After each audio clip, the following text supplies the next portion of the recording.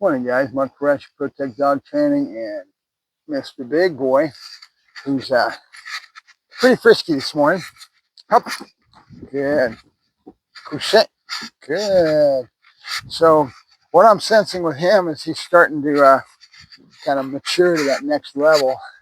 Yep, come on, I'm trying to get the camera set, you little shit. So he's full of piss and vinegar this morning, obviously. Couché, good. And he's not letting me go back to the camera and get it set up like he was doing such a good job with before. The computer, and I look at the dog's brains this age and just in general as a computer, you're loading information to that computer. And at his stage right now, he's learning from everything, and he has been the whole time, but all the more so because he's starting to get little bratty stages. He's going to start throwing little kinks, and that's what I'm sensing.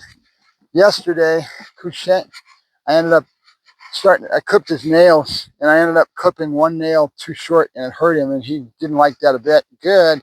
He weathered the storm, but it's going to be in his brain and his cranium the next time. So I need to start really working him heavy with a little. I was holding him down and telling him easy and kind of forcing it, and it's not what you want to do, especially these guys are so smart. They learn from everything. So now I'm going to have a problem. So I've got to back up and come at it again in the right way, which would be stick a little bowl of hot dogs next to me and then just tap his fingernails and just keep doing this every day until he gets totally acclimated to having his feet, and that routine sets in a positive sense as much as possible, because these guys are very intelligent. And the one thing that they've shown, and you'll hear anybody that's dealt with Dutchies for any length of time will tell you, when it gets hairy, when it gets to be a situation, is when they don't think something's fair.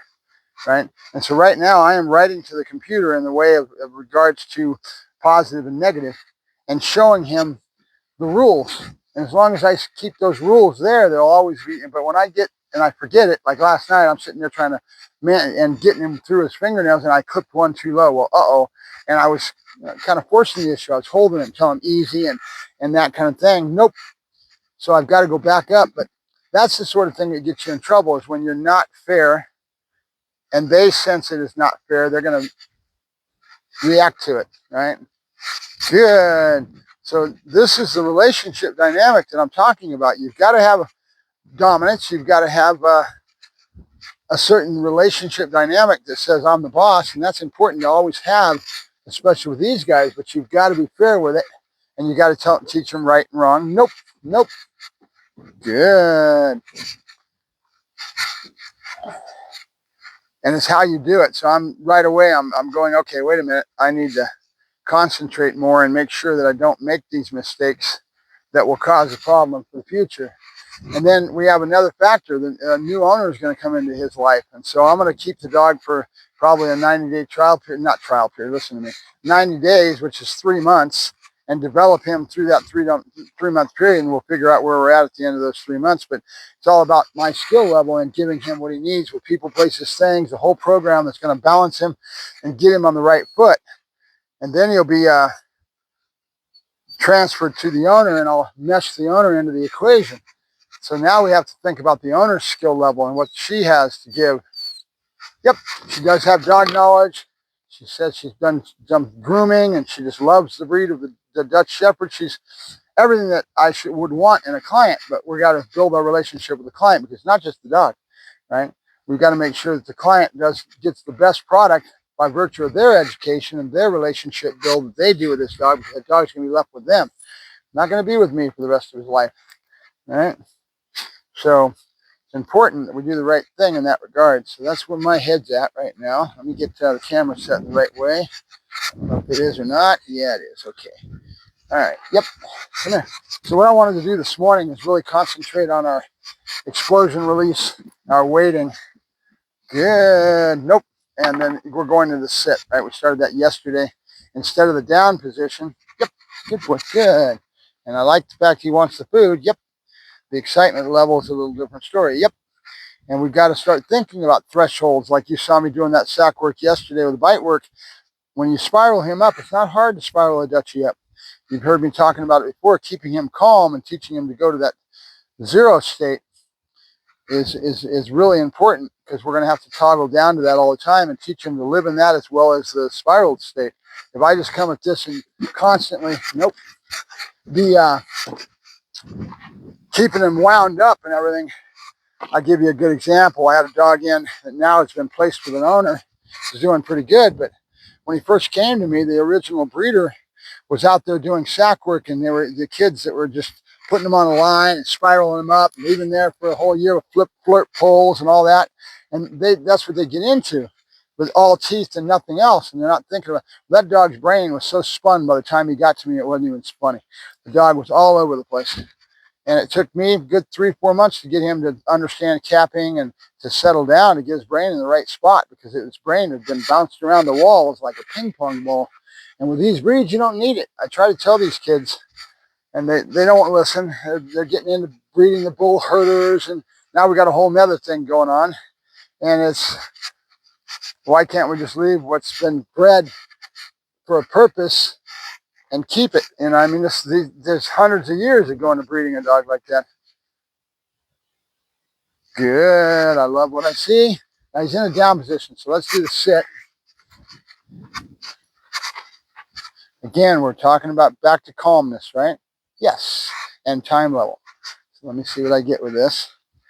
So I got to hinge on this stuff and get more into it, concentrating on where's his emotional states of mind in the work. You hear me talking about it all the time. Yes. And it's very important, especially with these breeds that are high drive like this. Yes. If we give him the right tools in the toolbox, he'll be an excellent dog. If we don't, there's always going to be problems with a dog like this. Pas bouger. Good. Good. And then back to clocking.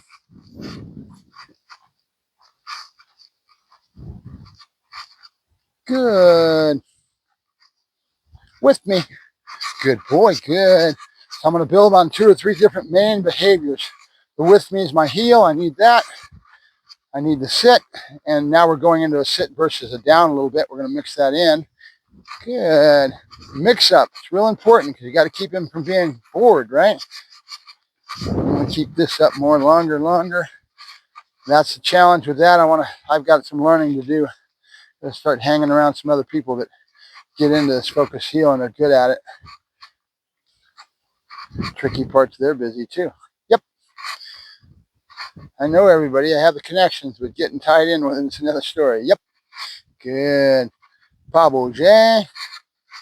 Good. Teaching him I'm coming back to him. Good. And keeping that time level, really open window on that time level so that I can build on it, right? Good. So we stay at the same one for a while, so you give him the same thing he's used to. And then we want to stretch it. Nope. Yes. Good boy. Good. Hey. We're going to be coming to that too. No. A little hot dog right below him. His nose was telling him it. I just barely saw it. Come here. You see him look down a couple times? He's got a very good nose. I love the fact he's got a good nose. Yes.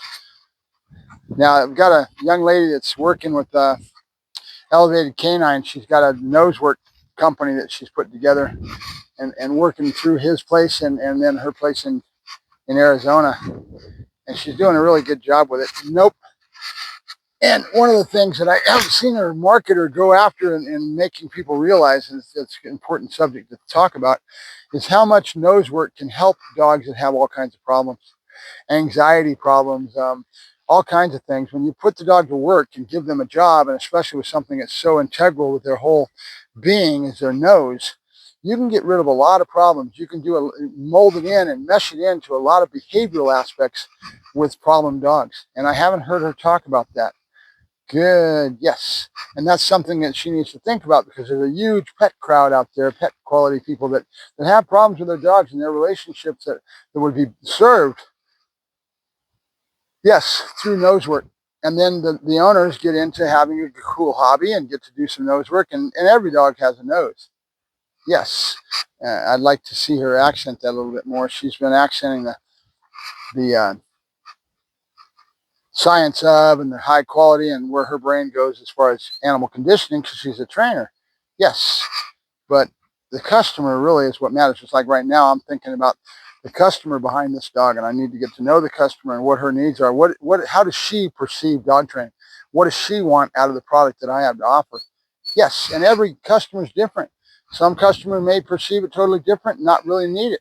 Most of the times, that's what happens with me, Bob J. I end up having customers that are busy, professionals, and they get what they want out of the service, and they don't worry about it. A lot of times, I don't even have the lesson. I offer the lessons. I worked Connie Corso, puppy, took him out and did all my puppy behavioral, environmental, all this stuff, and gave him everything he needed to make sure that we get rid of the Connies are very prone to have more fear instinct and suspicion because of the way they've been bred and what they've been bred for. Pablo J. No, no,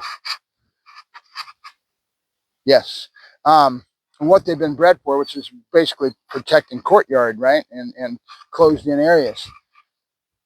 So they have a lot more of a tendency to go sideways because they don't get the proper environmental and greeting into people and really get that heavy. Well, I did that for him. He felt comfortable, and I felt really good. And then when I started trying to bug him for lessons, he didn't even take one lesson. We did the go home, and I get that a lot. And I think it's maybe mainly because I do such a good job with my education. I get to see it all on video, and then they decide that's all I need. That's all I want, which bugs me. I wish they'd go farther, but yes. Maybe they realize how passionate I am about it, and that's not their cup of tea in that regard. All they want is just what they need out of the service. Pablo J. Nope. Nope. No. Now I don't have see, when we get pinch collar in and get them to a point where maturity wise I can start giving them, I can expand on the whole process of there is a negative markers and there is a consequence to your behavior. I don't want to put too much on them at this age yet. Good. Yep. But we'll get there, believe me. And it's not a matter that I need to knock his head in the dirt. It just means I need to be consistent. I need to teach him there is a consequence. Good. Yes. And that's kind of what I'm dealing with right now. Is that yes, good boy. Yes, good boy, good. Yes, because as he matures, he's making those decisions. Believe me, how much do I push? How much do I think I can get away with? You know, the little Bratty type stuff. You got to have an answer for that. Yes. Good. Good. Good. Big boy? Yep. Good. Good. Good. Big boy? Yep. Yes. Good boy. Good. There you go. Good boy. Good. There you go. Good boy. Nope. Nope. Good. Good. Good. A lot of this because I want to make sure he knows I'm coming back to him and then we'll stretch our time. Let's go. Good. Good boy. Good. And then mix up. You saw me say his name and then a good boy instead and good going to him instead of the swing away. There's either or, right? Good. Big boy. Nope. Nope. Good. There you go. Good. Little brain and that little computer is just going all the time. Good. Very intelligent animals. That's the nature of the beast. That's why I love these dogs. Good. You need to know what you're doing and understand psychology of dog psychology. Big boy. Good. Big boy. Good. Big boy. Yep. Good boy. Good. There you go. Good boy. And hear my voice come in right away. The timing in that regards, my voice is an instrument to be played, but it's also timing, just like you have your markers and you're saying good, no, good, and yes, and your timing is important. My voice tone timing is as important as anything else. And so that's the thing that really makes my dogs work so well is because they get used to it. And I'm so set in that they can rely on it. And then that's communication, right? That's my communication to my dog. Good. So we're dealing with a brain that's just definitely growing. and going to go through a lot of changes as he gets going. And right now, these lessons, these early lessons with our relationship dynamic are critical, right? Good. I had one guy that his dog went sideways. He's out there training in the LA Basin right now. He's probably one of the better trainers out there because of when he went through with a dog, a Dutchie that I gave him that he got from a referral from another trainer. I wouldn't have let him have the dog if the referral didn't come from the other trainer. And he did real good with the dog. I mean, the dog's been conditioned to do all kinds of behaviors. It kind of reminds me of Arrow, his father.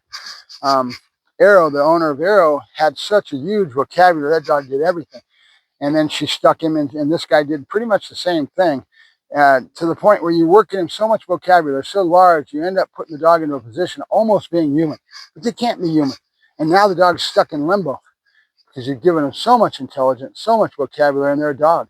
You got to remember, you got to treat a dog like a dog. If you don't, you're going to be in trouble. And that's what happened with him. And then when the dog went off on him and bit him, he got butt hurt, stuck the dog in the kennel, and then pouted for a week or so, working his way through it. And the dog sees all this. These guys are smarter than hell. The dog didn't understand it, and then they have a relationship break in their relationship that is still there to this day in certain quirky areas. He has to manage that dog a certain way. When the dog's out on the field working or doing the job, that dog is amazing. God, he's amazing. Yep, but he's learned a lot from that, I'm sure, and that's what led him to being such a good trainer. These other dogs are a piece of cake compared to that Dutchie that he had, right? And that's an awful lot to chew off. You bite that off when you're just learning. I've got a guy in Vegas right now that wants to be a trainer that's bitten off a Dutch Shepherd, and he's going to learn and grow. He's going to get in. He's going to make all these decisions based on his perspective of what he thinks because of what's coming at him through the media, right? The bite work, this person's marketing, that person's marketing, and he's all over it. I see some of his posting. I see who he's posting for. It's not that they're bad people. Yep. But he's got to grow as a trainer, and he's got his brain so stretched out. This is what I'm going to be doing. And, he's 10 steps ahead of where he needs to be in the learning and growth with this new puppy. But that's all part of it. You got to learn and grow. It's my big thing is trying to make sure my customers that come to me for Dutchies understand what they're getting into, that they have enough dog knowledge to be able to, silly, good, to be able to handle it. And that I've made the right choice as far as screening them to do that. And they know what they're getting into, because in the end, it's the same way I handle all my customers. Bottom line is I always set up my stuff where I educate the customer, making them realize how much of a responsibility they have. And I put all my energy into doing a good job, and then I hand the dog to them and I start to educate them. If they don't get off the couch, if they go right back to their lifestyle and the dog is the one that's stuck in the backyard and they have problem behavior, in the end, they all know that they are the one, and they never come back to me at all with anger or any of it, because they know they're the ones that failed, right? And I set that up with my relationship dynamic with my customers, so they understand that they have to put the energy in, and the only one to blame in the end is them, and they know that, right? Because again, what does it come back to? The dog is a product of two things: environment, which is you, and that's the owner and the dog, and the breeding, right? Breeding is there, but I make sure I do everything I can to make them realize what they're getting into. My dogs are not play around. These dogs are very high drive, high quality dogs that have been bred for a purpose. And if you understand that and you realize the quality of the dog you're getting, these dogs go police work, military, tier 1, whatever. As long as somebody knows what they're doing and can understand how to mold and shape that clay, they can have everything that I do with my dogs, right? And I'm sure that I've got plenty of videos to show you. Rocky and Maury went to Texas with an executive there. My dogs are special, right? And the work that I put into them creates a very special animal that you'll never have another one. It's like a piece of art. A piece of art, there are no two that are ever the same. If you think about that, when you buy a piece of art, that artist has done that painting, and there's no two of them that are ever alike. Everyone is an individual piece of art, right? Well, the dog's the same way.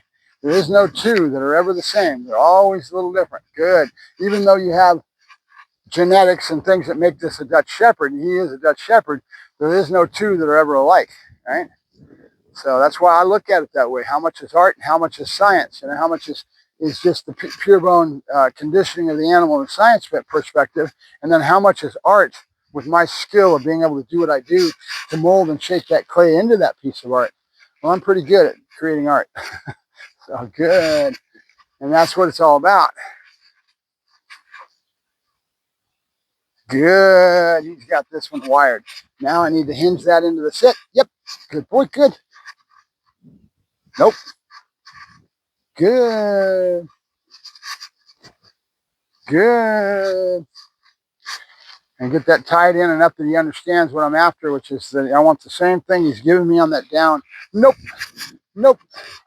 No, life's a bitch. You haven't got a pinch collar on yet, buddy. Good. There you go.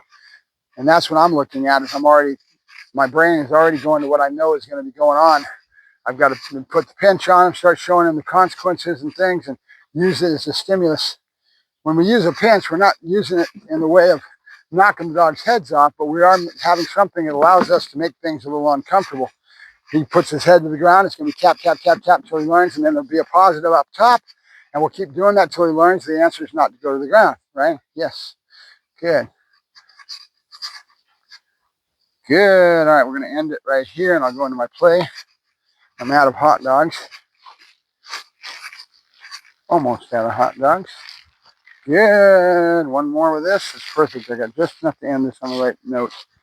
He didn't see that. That's good. But he would have smelled it if he got over there. Nope. Yeah. Yep. Now I got to reset. A lot of times we're reset. So when you see me breaking away and doing this, that's what I'm doing. I'm resetting, coming back to where I want the dog's head at in the work. Nope. Good. Nope. Nope. Good. Nope. Nope. Good. Trying to get him to understand what I want. Good. I want to be able to clock him. No. Nope. Come on. You notice his body language when he did that? Right away I went to a real harsh no. And you see him reacting. It's because I've got a relation good with him that he understands that voice tone and how it works. Yes. Good. Use my good duration marker. Good. Yes. Good boy. Good. We're done. We're done. That was perfect because I used my duration marker all the way around with my voice tone to keep him there. And that's going to help because it's that duration marker is going to turn into something that means you're doing the right thing. Keep it up. There will be time that I'm giving him a good, and like in my heel exercise, I'll start saying good. And I'm keeping the dog in the behavior by using it, right? Yep. And so I'm going to need to convey that to him and get him to understand that as we go along. All right, little long-winded little session today, huh? Yeah, got a lot of little subjects we yacked about. That's kind of what happens when I come out here, guys. I just start yakking the screen, and whatever comes out, comes out. I don't have a script I'm following. One day I may have to deal with that, where somebody gives me a context and a script that I need to follow in that regard. It's going to take some practice for me to do that. I'm so used to just kind of going with the flow, right? Good boy, good. You ready? You ready? Ooh, keyword. You ready? Good boy, good. Get it, go get it. Good boy, good. Good boy.